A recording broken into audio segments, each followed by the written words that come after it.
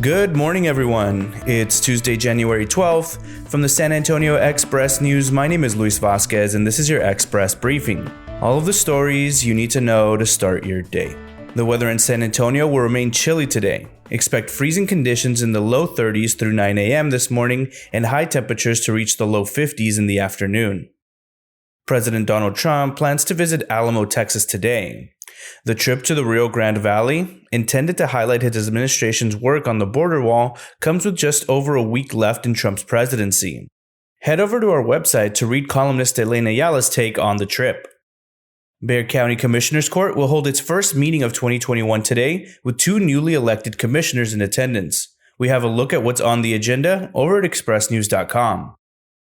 And now let's move on to our top stories for the day.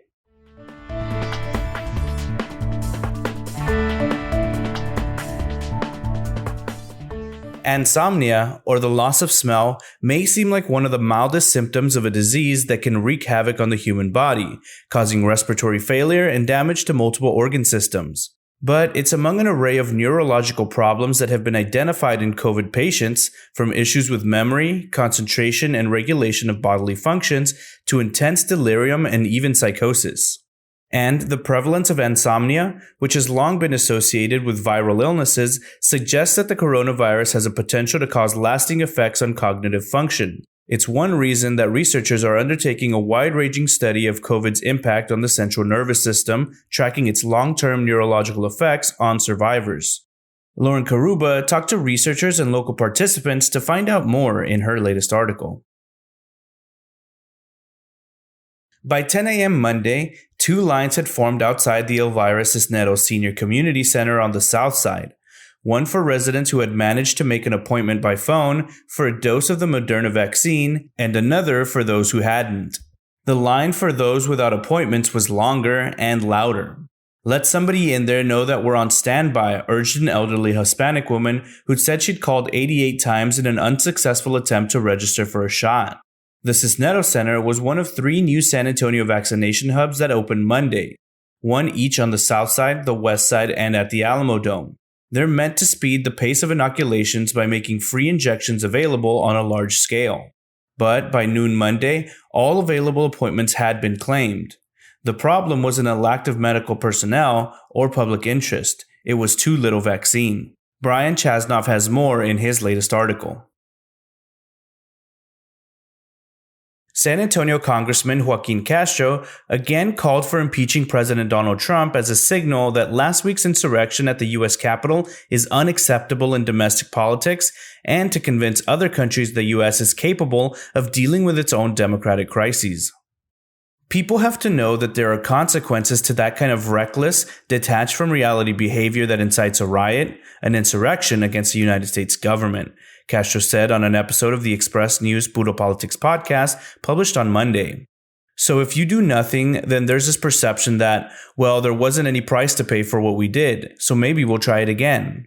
Castro's remarks came as House Democrats on Monday secured enough votes, 218, to impeach the president for inciting the insurrection, which left 5 dead, including a female rioter and a police officer. So far, no Republicans have signed on to the effort. Head over to expressnews.com to read Joshua Fechter's latest column. Elena Ayala writes, quote, "Only 8 days remain in his presidency, and only 6 days have passed since a planned attack on the U.S. Capitol by his supporters. At the same time, President Donald Trump faces impeachment for his role in a violent insurrection aimed to stop a lawful election count, and members of his administration are jumping ship to salvage their reputations. All while a pandemic ravages the nation and the insurrectionists plan more uprisings in Washington and in the nation's state capitals. Yet, in these waning days of a dangerous presidency, he seeks not to stop the violence, but deflect attention from it by reaching back into his playbook." Check out Elena Ayala's full column over at expressnews.com.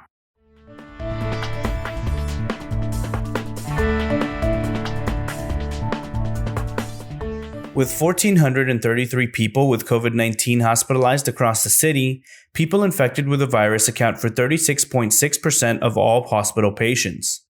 Of those hospitalized, 142 had been admitted within the past day, 392 were critically ill, and 229 were breathing with the support of a ventilator. Coronavirus hospitalizations have doubled in the past month and climbed by 174 patients in the past week, as admissions have outpaced discharges.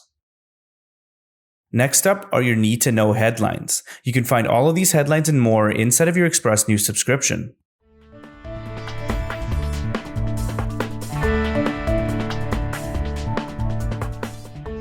Texas recorded its 30,000th death from COVID-19 over the weekend, making it the second state in the country to surpass the milestone. A Bexar County jail inmate died Monday from what officials said appears to be COVID-19 complications. The 45-year-old inmate first tested positive on January 2nd. Governor Greg Abbott said Monday that the state is working to increase the number of Texans vaccinated against COVID-19, hoping to pivot from the confusion and chaos that has defined much of the rollout so far. The manager of one San Antonio store told inspectors that health and safety signs had been removed per corporate. A citation was issued. We're keeping track of all the citations for the coronavirus emergency violations order over at expressnews.com. Texas lawmakers will reconvene this week with a less dire budget outlook than first expected, buoyed by federal relief dollars and rebounding sales tax revenue amid the coronavirus pandemic, State Comptroller Glenn Hagar announced on Monday. A New Braunfels man who was tased after a minor traffic stop has filed a civil lawsuit against the city, a former police chief, and a former police officer, alleging excessive force and an unlawful arrest that was racially motivated. Now that more Texans can receive the coronavirus vaccine, our Vaccine Frequently Asked Questions page has what you need to know. Texas Lieutenant Governor Dan Patrick is telling his supporters to stop blaming left-wing activists for the attack on the U.S. Capitol. The Reverend David L. Semrad, a Methodist minister and community advocate known for his commitment to education and civil rights, died last week at a Houston hospital at the age of 78. A global shortage of semiconductor chips is forcing Toyota to cut production of its San Antonio-made Tundra pickups. Two Dallas-area Texas House members are calling the Texas legislators' planned opening day ceremony on Tuesday a super spreader event and say they do not plan to participate. Silotech, a local cybersecurity and information technology company, is expanding its facility on the far north side. The city of San Antonio's bid to upend $2.2 million in court costs awarded to online travel booking companies, which prevailed in a lengthy legal battle over unpaid hotel occupancy taxes, got a boost with the U.S. Supreme Court agreeing to review the dispute. The Express News editorial board writes, quote, "There's no respite from the ignominy. Nevertheless, Trump is visiting Alamo to marvel at a monument to one of his smaller falsehoods. Read the latest editorial, Trump's Wall, What Little There Is, Built on Lies, over at expressnews.com.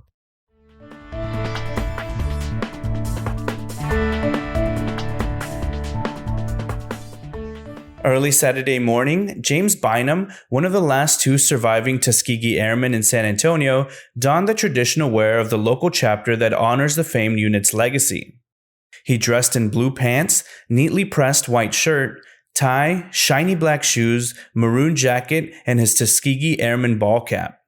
His stepdaughter, Dolly Adams Willis, had told him he needed to get dressed for a photograph at his assisted living residence, and he wanted to be ready. When the retired Air Force Senior Master Sergeant reached the open main door, familiar drum beats welcomed his arrival. Read more about the event and the 3 months of planning behind it over at expressnews.com.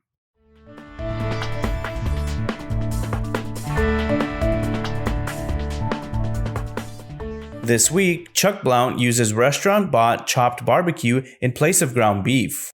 Chopped barbecue from a restaurant cuts down on cooking time and is an easy topping for baked potatoes, nachos, and even pasta. Mrs. Kitchen, a soul food restaurant on San Antonio's east side, is moving into a bigger space in Windcrest. In the latest Spurs Insider podcast, Express News sports writer Mike Finger, Jeff McDonald, Nick Talbot, and Tom Osborne talk about the Spurs' surprise win against the Lakers, as well as Keldon Johnson's continued development.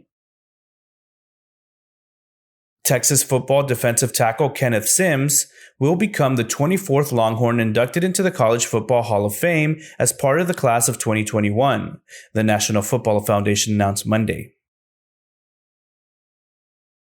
Catch up with the top performers from last week with our Players of the Week selection for girls and boys soccer. Our top 10 rankings for girls and boys basketball have also been updated. And that's all for today. This was your Express briefing for Tuesday, January 12th. My name is Luis Vasquez. Please consider becoming an Express News subscriber to get in-depth coverage on all the stories you heard today. Also, be sure to rate and review this podcast inside of your Apple Podcast app, as it really helps the show. Have a wonderful day, everyone.